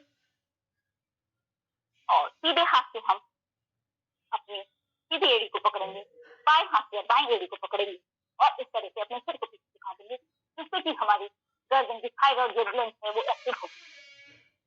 इस तरह से ये हो गया हमारा ऊष्ण आसन। अब हम वापस आएंगे, पहले बाएं हाथ को लाएंगे, अब दाएं हाथ को लाएंगे। ये हो गया हमारा ऊष्ण आसन। इसके बाद नेक्स्ट आसन है हमारा सर्वांगासन, थायराइड को ठीक करने वाला। तो हम पहले लेट जाएंगे पीठ के बल इस तरह से और 90 डिग्री पे अपने दोनों पैर ले आएंगे और पैर को ऊपर उठा देंगे इस तरह से और एकदम से स्ट्रेट सीधे। ये हो गया हमारा सर्वांगासन, थायराइड को सही करने वाले आसन, जिससे कि इसके नाम से विदित है सर्वांगासन। ये हमारे सभी अंगों पर प्रभाव डालता है, सभी अंगों पर इससे लाभ होता है। हमारे वेरिकोज वेन भी सही रहती है इससे, थायराइड तो हमारी ठीक होती है और हमारे बाल सही रहते हैं, आंख नाक कान हमारे सब स्वस्थ रहते हैं।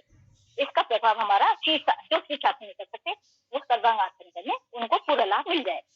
अब वापस आएंगे इस तरह। अब नेक्स्ट आसन है हमारा हलासन।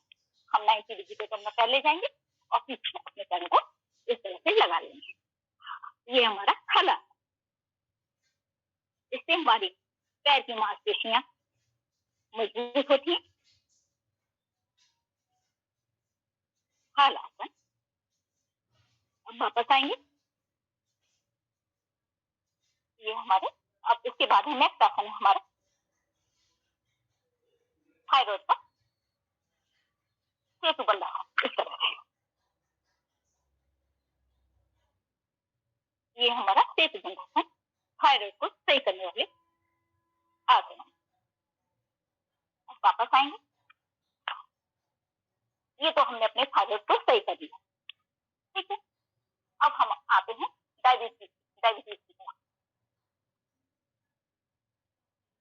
डायबिटीज में जो हमारे पैंक्रियास से जो हमारे हार्मोन निकलता है इंसुलिन, उसकी मात्रा कम हो जाती है, हार्मोन कम निकलता है या नहीं निकलता, उससे हमें डायबिटीज हो जाती है। डायबिटीज जो है हमारे हेरिडिटी है और हमारे गलत लाइफ स्टाइल से भी हमारी हो जाती है डायबिटीज। हमारे टेंशन तनाव में जो ज्यादा रहते हैं उनको डायबिटीज हो जाती है। जिनका खाने का सोने का और कोई टाइम नहीं है और जो नाइट ड्यूटी करते हैं उनको डायबिटीज हो जाती है। प्लस जिनकी मम्मी को नानी को या दादी को भी डायबिटीज है तो उनको भी डायबिटीज होने की संभावना है। तो हम डायबिटीज को ठीक करने के हम आपको आसन बताते हैं। सबसे पहले हम वज्रासन में बैठ जाएंगे और अंगूठा अंदर मुट्ठी बांध लेंगे और नाभि के दोनों तरफ रखेंगे और सांस भरेंगे, सांस छोड़ते हुए नीचे झुकेंगे, सामने देखेंगे, ध्यान हमारा नाभि की तरफ और नाभि की धड़कन को हम महसूस करेंगे।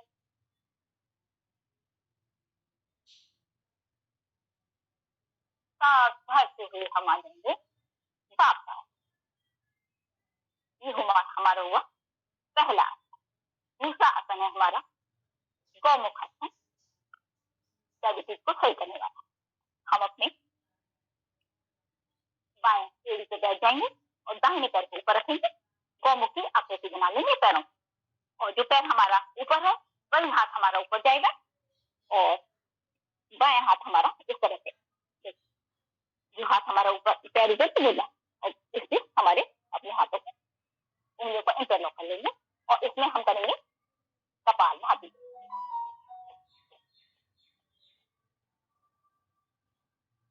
वापस इसके बहुत फायदे, यदि मैं बताऊंगी तो बहुत टाइम हो जाएगा, इसलिए मैं उसके फायदे वगैरह अब आपको आसन करके दिखा रही हूँ, फायदे करके बता रही हूँ, ठीक है। अब हम दूसरी तरफ से करेंगे। दाहिने एड़ी पे बैठेंगे, बाएं पैर हम उसके ऊपर रखेंगे। अब बायां पैर हमारा ऊपर है तो बायां हाथ हमारा ऊपर जाएगा और दाहिना हाथ हमारा नीचे इस तरह से, और हम अपने इंटरलॉक कर लेंगे हाथों को और कपालभाति।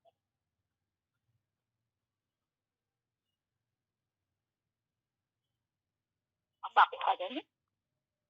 अब हमारा तीसरा आसन है हमारा योग मुद्रा आसन।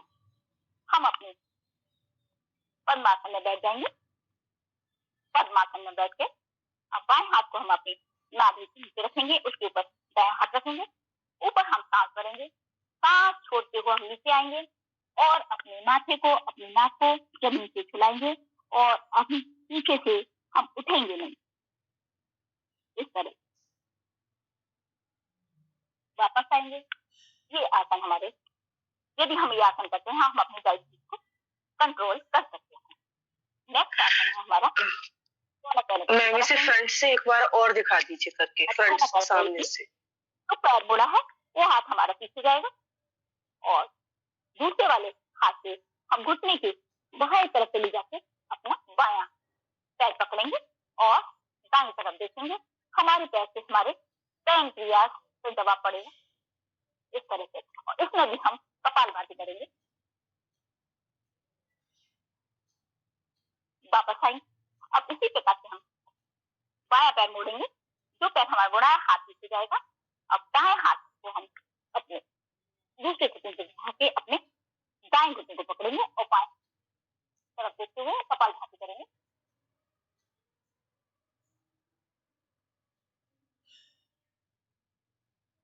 वापस आ जाएंगे। ये हमारे डायबिटीज को कंट्रोल करने वाले आसन है। अब हम एक आसन और बताते हैं डायबिटीज को कंट्रोल करने वाला। अब हम करेंगे मयूरी आसन। अपना पद्मासन में बैठ जाएंगे, ये आप देख लें, और अपने घुटनों के बल खड़े हो जाएंगे इस तरह से, और दोनों हाथों पर अपनी कोहनियों का जो प्रभाव है वो हमने अपने इसके देंगे और इससे खड़े हो जाएंगे।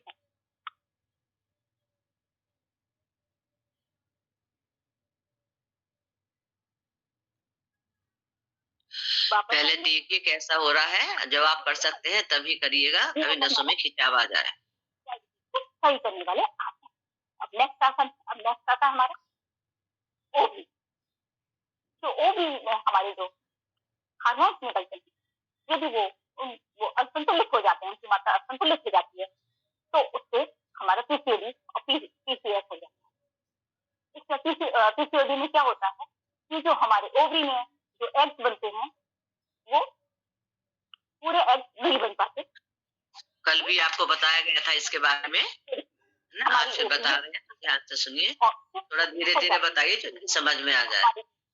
जल्दी जल्दी बोल रहे हो ना तो समझ में नहीं आ रहा है फाल्गुनी जी, थोड़ा धीरे धीरे बोलिए। और कभी तो मिस हो जाते हैं, कभी ब्लीडिंग ज्यादा होती है, कभी कम होती है। तो इसको सही करने वाले हम आपको आसन बताएंगे, पीसीओडी और पीसीएस को ठीक करने वाला। इसमें सबसे पहला आसन है हमारा, हम बैठ जाएंगे भद्रासन में। इस आसन में हम बैठे रहेंगे 5 मिनट तक। भद्रासन, ठीक है। अभी तो टाइम नहीं है इसलिए हम, अब इसके बाद हम दूसरा आसन है हमारा सुप्रिया। अपनी उंगलियों से इंटरलॉक करेंगे पैरों को और हम इस तरह से करेंगे। ये हो गया हमारा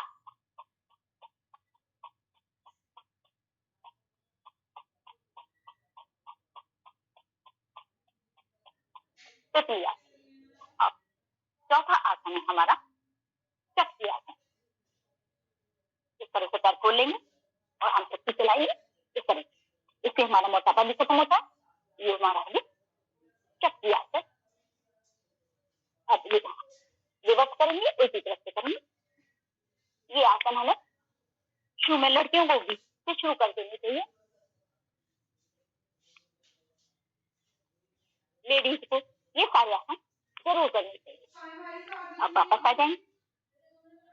अब इसके बाद है हमारा आसन, अब हमारा हम ले जाएंगे गर्भाशय के रोगों को ठीक करने वाला आसन है हमारा चक्रासन। दोनों पैरों को मोड़ लेंगे, दोनों हाथों को हम अपने कंधे के बराबर ले आएंगे और इससे हम अपने घर से उठा लेंगे इस तरह से चक्रासन। चक्रासन करने से हमारे जो है 8 चक्र जागृत होते हैं और 5 जो प्राण होते हैं वो भी जागृत होते हैं। इससे हमारी फ्लेक्सिबिलिटी बढ़ती है और गर्भाशय के रोग को दूर होती है। तो हमें लड़कियों को और युक्तियों को हमें ये आसन जरूर करना चाहिए। वापस आएंगे, इसके बाद है मर्जरी आसन। हम बैठ जाएंगे, अपने घुटनों के आगे हाथ रखेंगे और अपने सांस भरते हुए अपने सिर को उठाएंगे और अपनी जो अपनी कमर है उसको हम नीचे की तरफ दबाएंगे और अपने चेहरे को ऊपर की तरफ ले जाएंगे। सांस छोड़ते हुए अपनी कमर को हम ऊपर उठाएंगे और चेहरे को नीचे ले जाएंगे। इस तरह मर्जरी आसन है, ये बिल्ली की तरह आकृति अपनी बन जाती है, जैसे बिल्ली बनाती है ना, इस तरीके से। अब हम वापस, ये तो हो गए हमारे आसन। अब आते हैं हम प्राणायाम पर। देखिए, आसनों से तो हम अपने बाह्य शरीर को स्वस्थ रखते हैं, लेकिन प्राणायाम से हम जो आंतरिक जो हमारे अंग हैं उनको स्वस्थ रखते हैं। तो प्राणायाम हमारे कितने हैं? 8 हैं। आप रोज पढ़ रहे हैं, 8 प्राणायाम है। तो पहला प्राणायाम है हमारा भस्त्रिका। भस्त्रिका प्राणायाम जो हमारा श्वसन तंत्र को मजबूत करता है और जिनको जो अपने खांसी, जुकाम, नजला हो जाता है या जिनको सांस की बीमारी है, उनके लिए ये बहुत फायदेमंद है। इससे हमारा स्टेमिना भी बढ़ता है। और हम करेंगे भस्त्रिका प्राणायाम। तो हम दोनों हाथों को मुद्रा बना लेंगे, अपने घुटनों पर रखेंगे, लंबी गहरी सांस भरेंगे, लंबी गहरी सांस छोड़ेंगे, लंबी गहरी सांस लेंगे, लंबी गहरी सांस छोड़ेंगे। हम अपने चेहरे की कोमलता पे भाव भी रखेंगे, बिगाड़ेंगे नहीं, अपने शरीर को ज्यादा हिलाएंगे नहीं। सांस भरेंगे, सांस छोड़ेंगे, जितनी देर में हम सांस भरेंगे और इतनी देर में हम सांस छोड़ेंगे। ये हमारा भस्त्रिका प्राणायाम। अब इसकी दूसरी गति है। देखिए, हमारी दूसरी गति हमारी क्लास में सभी लोगों को बहुत पसंद है। मैं आपको बताती हूँ। अंगूठा अंदर करके हम मुट्ठी बांध लेंगे, सांस भरेंगे, सांस छोड़ते हुए ये हम काफी समय तक कर सकते हैं। इससे हमारे फेफड़े मजबूत होंगे और हमारे हाथ की मसल भी मजबूत होती है। ये क्या करा रही हैं आप फाल्गुनी जी? ये क्या करा रही है? सांस भरेंगे, सांस छोड़ेंगे। अब आ जाएंगे वापस। अब दूसरा प्राणायाम है हमारा कपालभाति प्राणायाम। ये हमारा बहुत ही बढ़िया प्राणायाम है। इससे 90% रोग हमारे ठीक हो जाते हैं। इसमें हम सांस छोड़ते हैं, सांस लेते नहीं। हम ध्यान हमारा सांस छोड़ने पे रहेगा, लेने पे नहीं। सांस हमारे स्वतः ही आ जाती है। ये हमारे मणिपुर तक पे ज्यादा प्रेशर देता है और इससे हमारे पेट मतलब जो है पेट के रोग हमारे ठीक होते हैं और हमारा खाना जल्दी पचता है। और इससे जो है हमारे जो है गांठें जो निकल जाती है, शरीर से गांठें निकल आती है, वो भी 1-2 घंटे करने से वो भी हमारी ठीक हो जाती है।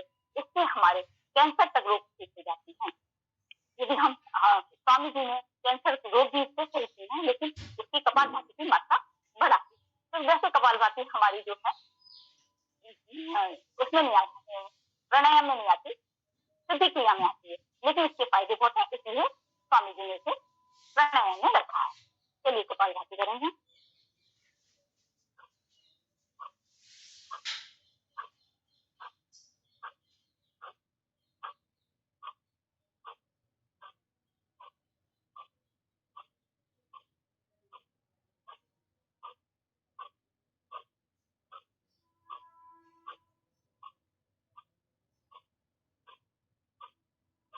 वापस आएंगे।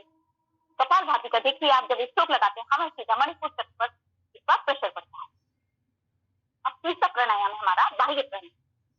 बाह्य प्राणायाम जो है हमारे त्रिबंध से हमारे त्रिबंध लगते हैं, मूलाधार बंद लगेगा, उद्यान बंद लगेगा और जलंधर बंद लगेगा। जो हमारा बाह्य प्राणायाम है ये हमारे आंतरिक शक्तियों को जागृत करता है और हमारे मन की चंचलता को भी दूर करता है और ध्यान में भी बहुत सहायक है हमारे। हम पहले सांस भरेंगे, सांस छोड़ेंगे, मूल बंद लगाएंगे, ध्यान बंद लगाएंगे और जलंधर बंद लगा लेंगे और कुंभक लगा लेंगे। सांस छोड़कर जितनी देर रुक सकते हैं उतनी देर रुकेंगे।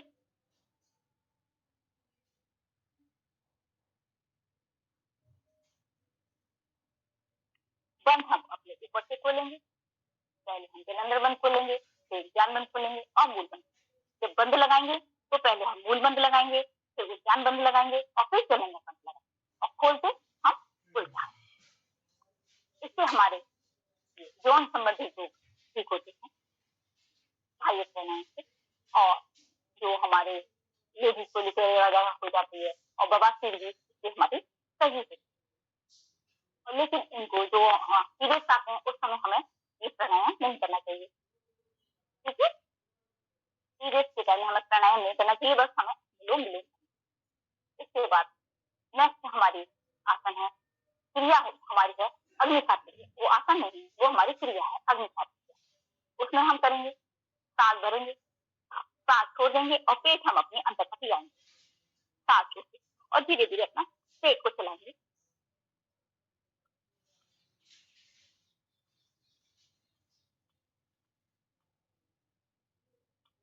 ये हमारी हो गई अग्निसात क्रिया।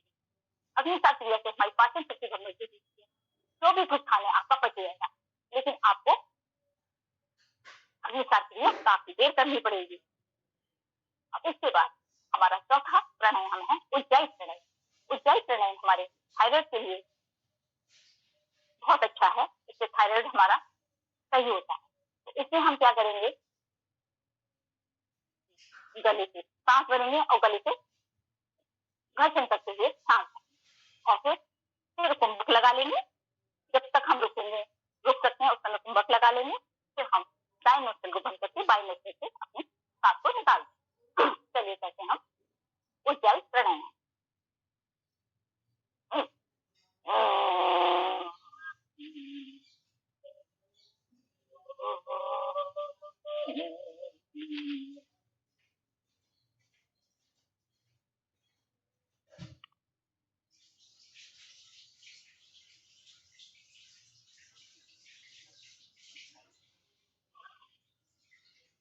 दाएं नोस्ट्रिल बंद करके बाएं नोस्ट्रिल से हमने निकाल। इससे हमें गले संबंधित रोग सही होते हैं, और इससे यदि हम आवाज हमारा चाहिए, कोई जैसी आवाज चाहिए, तो आप उज्जाई प्राणायाम करेंगे, ठीक है। इसके बाद नेक्स्ट आसन है हमारा अनुलोम विलोम आसन। अनुलोम विलोम आसन हमारे हाथ के लिए बहुत फायदेमंद है। इसमें हमारी जो नस नालियां हैं हमारी खुलती हैं। 72,72,00,00,000 और जो है 10,201 हमारी नस नालियां हैं, वो इससे हमारी सब खुलती हैं हमारे अनुलोम विलोम करने से। इससे हमें हमारे मन में एकाग्रता बढ़ती है, और हमारे जो है नींद की जो प्रॉब्लम होती है वो भी इससे ठीक होती है। तो हम करेंगे अनुलोम।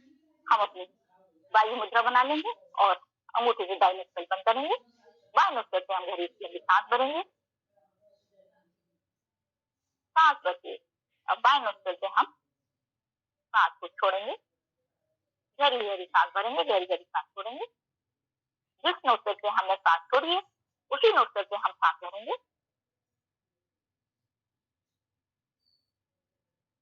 और दूसरे नोस्ट्रिल से सांस को छोड़ेंगे।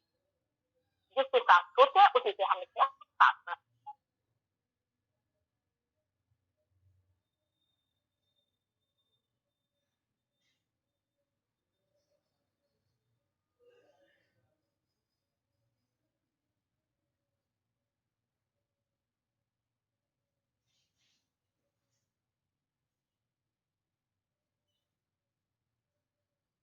बाएं नोस्ट्रिल से सांस छोड़ते हुए हम इसको बंद करेंगे और वापस आ जाएंगे। ये हमें 2-2 घंटे तक करना चाहिए यदि हम अपनी बीमारियों से छुटकारा पाना चाहते हैं। हमारे पास टाइम नहीं है, इसलिए हम थोड़ी थोड़ी देर कराते हैं आपसे। इसके बाद अब हम करेंगे सिंहासन। हम अपना इसके बाद भ्रामरी और उद्गीत और प्रणव प्राणायाम हम अपने बाद में करेंगे, ठीक है। तो सब लोग अपने वज्रासन में बैठ जाए, पैरों को खोल लें, अपने हाथों को रखेंगे इस तरह से, और अपनी जीभ को बाहर निकाल के अपनी आंखों से अपनी जहाँ बिंदी लगाते हैं उस बिंदी को देखेंगे, और जैसे कोई भाषा इस तरह से करा दीजिए फाल्गुनी, भ्रामरी वगैरह करा दीजिए। अभी 3-4 मिनट का समय है। फाल्गुनी जी आवाज नहीं आ रही शायद।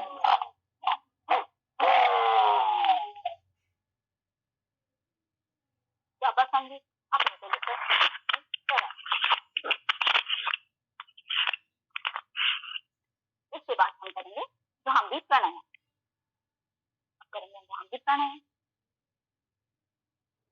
अपनी सभी उंगली को हम रखेंगे अपने जहाँ आगे जगह पर, तीनों उंगलियों से अपने जहाँ से आंसू निकलते हैं आंखों को बंद करेंगे। अंगूठों से हम अपने कान को बंद करेंगे और लंबी गहरी सांस भरेंगे और भौंकों की आवाज से निकालते हुए सांस को हम निकालेंगे।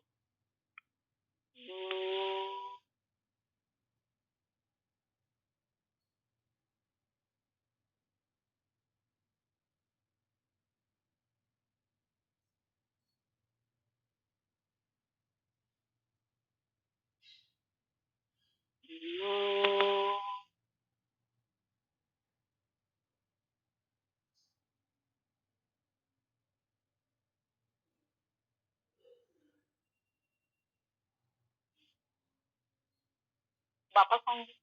भ्रामरी प्राणायाम से हमारे जो मानसिक रोग होते हैं वो हमारे साथ ठीक होते हैं और जिनको नींद की प्रॉब्लम, नींद नहीं आती है, उनको नींद आती है और इससे हमारी एकाग्रता बढ़ती है।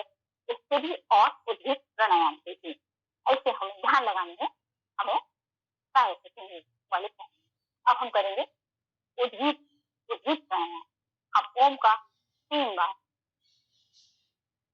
उद्घोष करेंगे, आंखें बंद करेंगे, प्राणायाम करेंगे।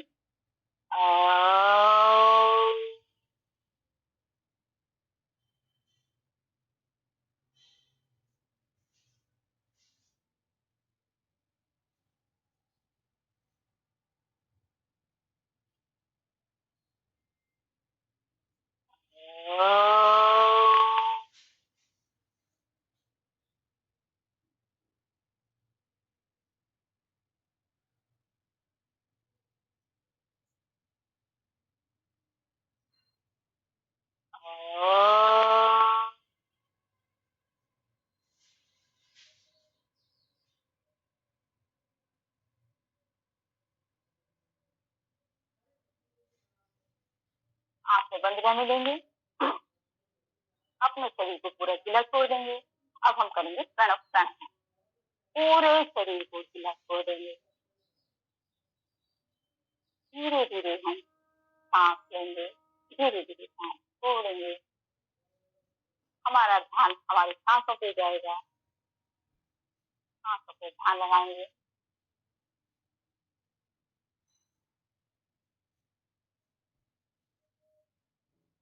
सांस हम ले रहे हैं तो पॉजिटिव ऊर्जा हमारे अंदर जा रही है। सांस को हम छोड़ रहे हैं, नेगेटिव ऊर्जा हमारे शरीर से बाहर निकल रही है। सांस कर रहे हैं, प्राणवायु हमारे शरीर के अंदर जा रही है।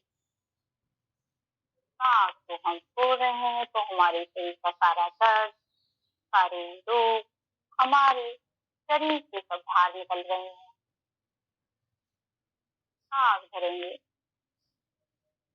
हमारा शरीर शीतलता प्रदान कर रहा है। सांस से प्राणवायु हमारे अंदर जा रही है, हमारे शरीर शीतलता प्रदान कर रहा है।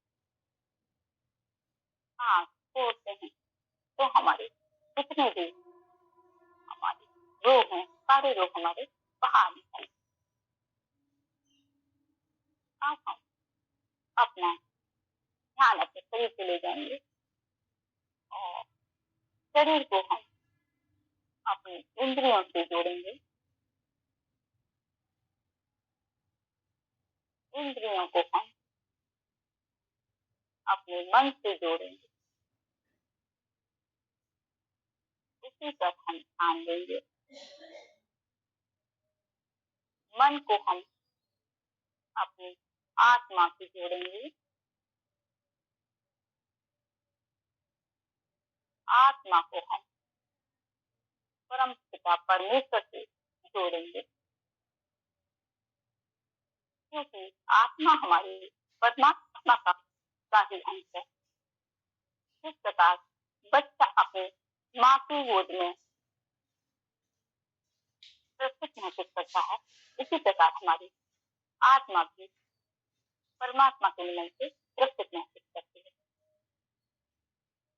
अब परमात्मा की दिव्य दृष्टि हमारे शरीर के अंदर प्रवेश हो रही है और हमारे शरीर एकदम शुद्ध हो रहा है और हमारे जितने भी शरीर हैं सब एकदम स्वस्थ हो रहे हैं, कहीं भी कोई तनाव नहीं है।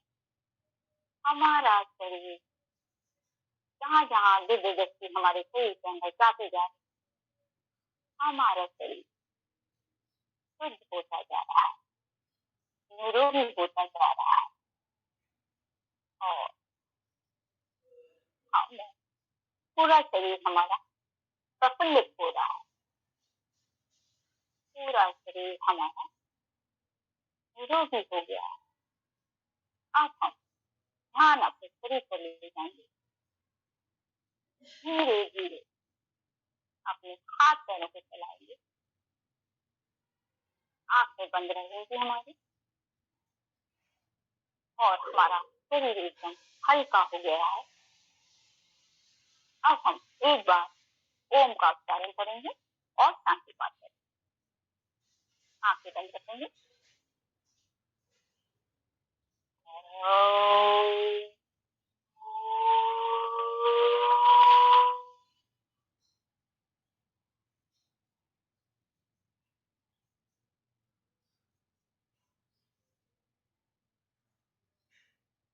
ओम भौ शांति अंतरिक्षम शांति पृथ्वी शांति चापा शांति औषधया शांति वनस्पतया शांति विश्वदेवा शांति धम्मा शांति सर्वं शांति शांतिरेवा शांति धामा शांतिरेति। ओम शांति शांति शांति। दोनों हाथ ऊपर ले जाएंगे, अपनी हथेलियों को रगड़ेंगे।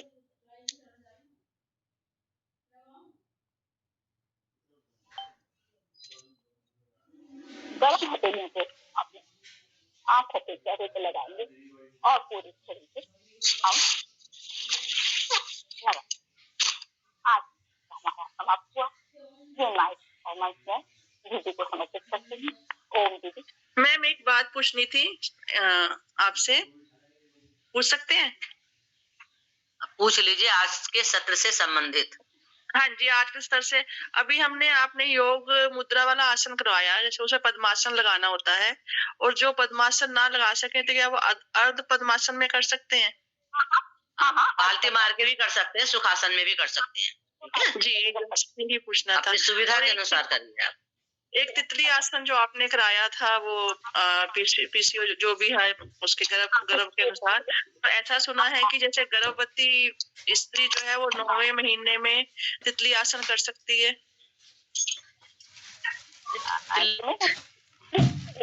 ये तो हमारी जो डिलीवरी है ना, यदि हम तितली आसन करते हैं तो हमारी जो डिलीवरी नॉर्मल होती है। यदि हम शुरू से करेंगे मतलब वो किस मंथ से शुरुआत नहीं करेंगे, हम इसकी शुरुआत शुरू में ही करेंगे।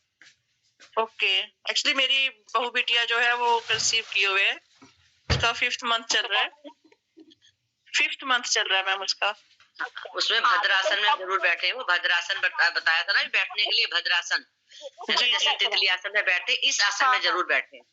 ठीक है, और धीरे धीरे, जल्दी जल्दी नहीं है ना, धीरे धीरे पैरों को ऊपर नीचे करें, धीरे धीरे, जल्दी जल्दी नहीं, धीरे धीरे इस तरीके से देखो। वो तो जल्दी करके दिखाएगा क्योंकि हम सिखा रहे हैं, लेकिन जब हम करते हैं गर्भवती महिलाएं तो पहले तो भद्रासन में बैठे इस तरीके से करके उंगलियां इंटरलॉक करके पंजों के बीच में रख ली, और उसके बाद फिर धीरे धीरे पैरों को ऊपर नीचे करें। और इसके अलावा कोई अन्य आसन जो भी नॉर्मल डिलीवरी जिससे हो जाए? उसमें सारे के बताए हैं। उसमें आप जो है कपालभाति, बाह्य प्राणायाम, अग्निसार क्रिया और उल्टे लेटने वाले आसन नहीं करेंगे। ठीक है, और प्राणायाम में आप भस्त्रिका करिए। अनुलोम विलोम आप जितना करेंगे, क्योंकि बच्चे की जो नली होती है ना, वो माँ की सांस नली से जुड़ी होती है, तो जितना सांस माँ लेगी उतना बच्चा भी स्वस्थ होगा, निरोगी बच्चा पैदा होगा। ठीक है, नाल होती है ना जो बच्चे की होती है, तो इसमें भस्त्रिका प्राणायाम और अनुलोम विलोम प्राणायाम ज्यादा करें।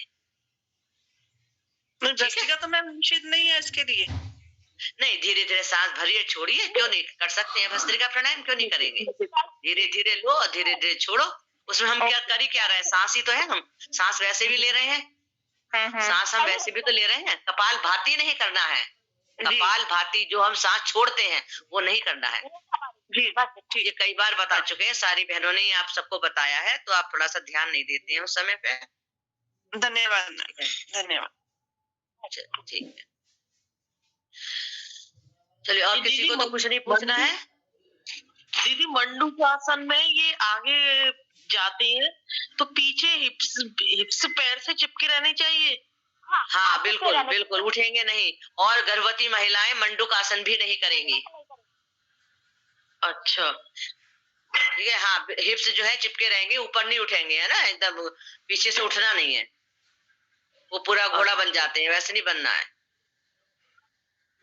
अच्छा, तो मैं तो अभी में बहुत अधिक दर्द है, घुटने में अगर बहुत अधिक दर्द है, नहीं बैठ पाते हैं वज्रासन में, तो आप पलोथी मार के भी कर लीजिए। आप चेयर पे बैठ के भी कर सकते हैं, पैर लटका के भी कर सकते हैं। आप चेयर पे बैठ के करते तो आपको ज्यादा फायदा होगा, क्योंकि आपके घुटने मुड़ेंगे नहीं। चेयर पे बैठ के करिए आप। अच्छा, ठीक है, क्योंकि हमारा मेन कारण है पेनक्रियास को ठीक करना। अंगूठा अंदर मुट्ठी करके जब नाभि के दोनों कस के लगाते हैं ना, वहां हमारा प्रेशर आना चाहिए। और चेस्ट जो है हमारे घुटनों से लगती है, वहाँ प्रेशर बढ़ता है, इंसुलिन हमारा बनता है, ठीक है, पेनक्रियाज में। इसलिए, और अगर घुटने में दर्द है, करिए, है ना, ये नहीं कि नहीं करते हमारे घुटनों में दर्द, आप पैर नीचे लटका के कर सकते हैं, चेयर पे बैठ के कर सकते हैं। नहीं दीदी, मेरे घुटनों में दर्द नहीं है, मैं आगे दूसरी बात है, पेट निकला हुआ है मेरा। तो फिर आप पेट निकला हुआ है तो कोई बात नहीं, आप जितना कर सकते करिए। पेट आपका अंदर होगा तो आपकी मुट्ठी भी अंदर चली जाएगी, हमारी फाल्गुनी जी की तरह, ठीक है। अच्छा, जॉगिंग मोटापे वाले करिए, फाल्गुनी जैसे हो जाएंगे आप, ठीक है। कोई जैसा भी हो आप करिए, बस ये है कि अपने सामर्थ्य के अनुसार करेंगे हम। कोई सा भी आसन है, प्राणायाम है, अपने सामर्थ्य के अनुसार करेंगे, ठीक है। चलिए, बहुत बहुत धन्यवाद आदरणीय बहन फाल्गुनी जी का। देखिए, गर्दन के आसन से शुरू करके उन्होंने जो है सारी क्रियाएं आपको करके दिखाई, सारे कठिन से कठिन आसन भी करके दिखाए। और कठिन आसन जो बहनें नहीं कर पाती है, कोशिश करिए, और किसी के सानिध्य में अगर नहीं कर पाती है तो आप कपालभाति प्राणायाम करिए, उससे भी उतना ही लाभ है, ठीक है। नहीं कर पाते हैं, कोशिश करो, अगर कर सकते हैं तो बहुत अच्छी बात है, इसलिए सिखाया जा रहा है। यंग बच्चे तो कर ही सकते हैं, ठीक है ना, तो वो भी कोशिश करें सीखने की। के लिए क्या करना चाहिए दीदी? डिप्रेशन वगैरह के लिए क्या करना चाहिए? डिप्रेशन के लिए आप जो है शशकासन करिए, भस्त्रिका प्राणायाम करिए, अनुलोम विलोम करिए। अच्छा, डिप्रेशन में जो रहते हैं, भ्रामरी करिए, आप भ्रामरी करिए, भ्रामरी से पूरा लाभ मिलता है। अनुलोम विलोम करिए, भस्त्रिका 3 और शशकासन, ठीक है, ये डिप्रेशन के लिए है। अच्छा अच्छा, ठीक। आसन मालूम है आपको?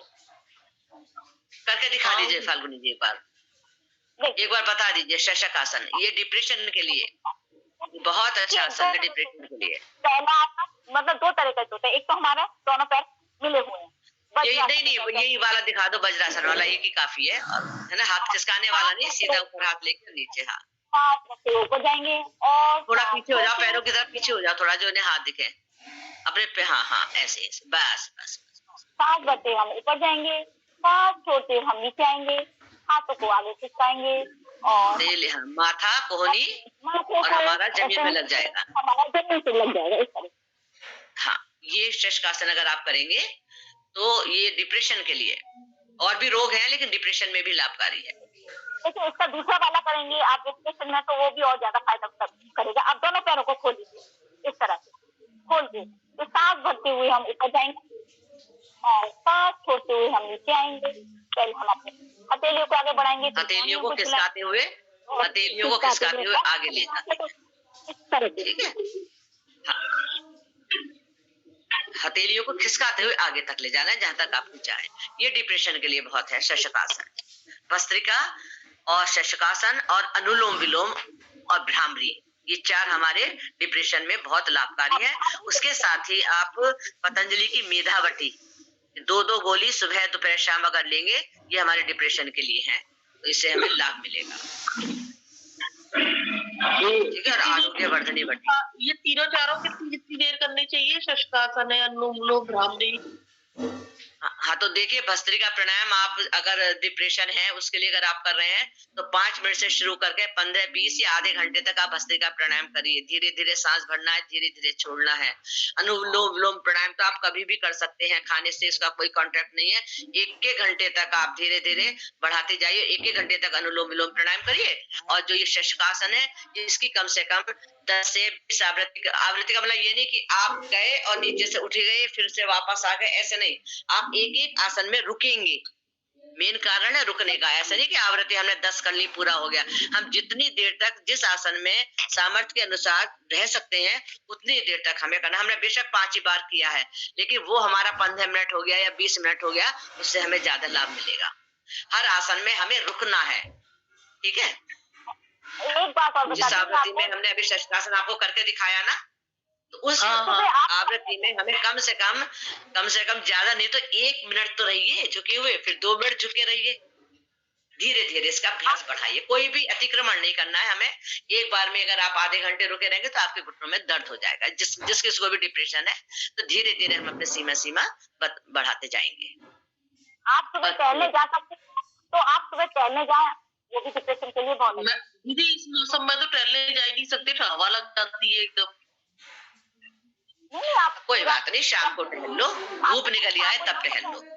तब टहलो, धूप निकला। लेकिन थोड़ा सा सुबह सुबह नहीं जाना है ठंड के मौसम में, तो सवाल ही नहीं उठता। किसी का भी नहीं जाना है। बीपी जिनका हाई रहता है उनको तो जाना ही नहीं है टहलने के लिए। सुबह सुबह धूप आ जाती है, खूब आराम से 9 बजे, 9:30 बजे, 10 बजे जाइए टहलने के लिए। थोड़ा आप पार्क में घूमेंगी, आपको लोग दिखेंगे, आपका डिप्रेशन भी सही है। अभी का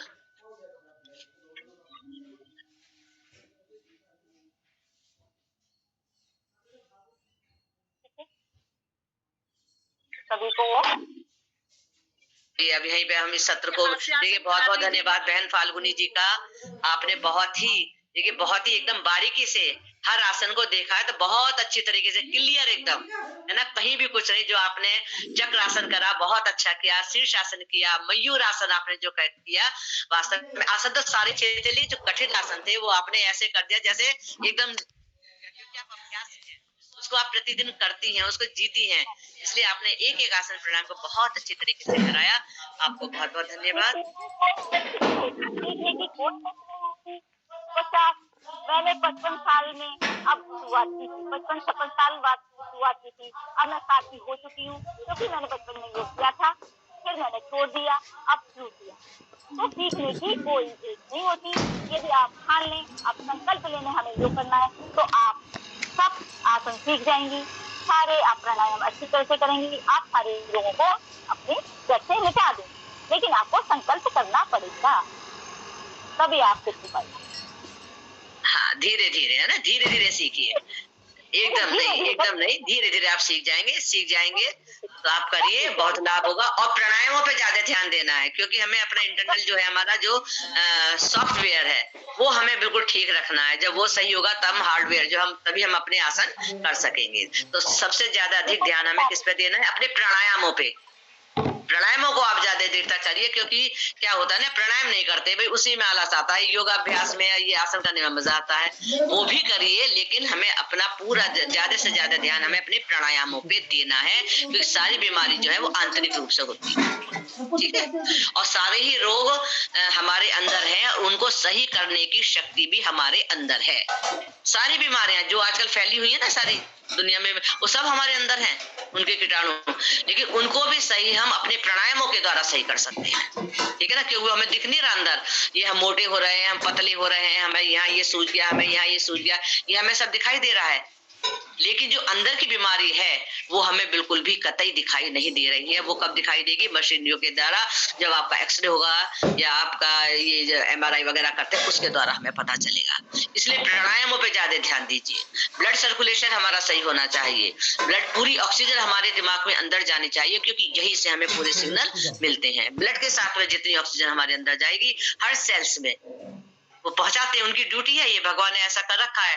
हर सेल से ब्लड और ऑक्सीजन मिली होती है, हमारे हर सेल्स में लेकर जाता है, जहां जहां जितनी आवश्यकता होती है वहां पहुंचा देता है। इसलिए जितनी ऑक्सीजन हम भरेंगे उतना हमें पूरा पूरा लाभ मिलेगा। जहां तक हमारी अगर ऑक्सीजन नहीं पहुंचती है वहीं पे हमारे ब्लॉकेज हो जाते हैं, वहीं पे हमारे दर्द हमें महसूस होता है, हमारे घुटने में दर्द है, हमें यहाँ है, हमारे सिर में प्रॉब्लम है, रक्त जम गया है। क्यों जम गया है रक्त? रक्त क्यों जा रहा है? खून पतले होने की दवा क्यों खाते हैं? अरे ऑक्सीजन लो ना खून पतले करने के लिए, ऑक्सीजन भरो। जितनी ऑक्सीजन आप भरेंगी उतनी ऑक्सीजन हमारे अंदर जाएगी, ब्लड पतला होगा और हमारा जो है ये किसी भी तरह की जो क्लॉटिंग होती है वो हमारे सिर में नहीं होगी। इसलिए वो हमें भाई मेहनत तो करनी पड़ेगी। प्राणायाम आप ज्यादा से ज्यादा करिए, अनुलोम विलोम ज्यादा से ज्यादा करिए। जितनी लंबी ऑक्सीजन खींचेंगे उतना ही आपको लाभ मिलेगा। चलिए अब सत्र को भी समाप्त करते हैं, बहुत टाइम हो गया। इस सत्र को हम यही विराम देते हैं। बहुत बहुत धन्यवाद बहन फाल्गुनी जी। फिर आपसे तब तक के लिए सभी को ओम, सभी को प्रणाम। सायकालीन बेला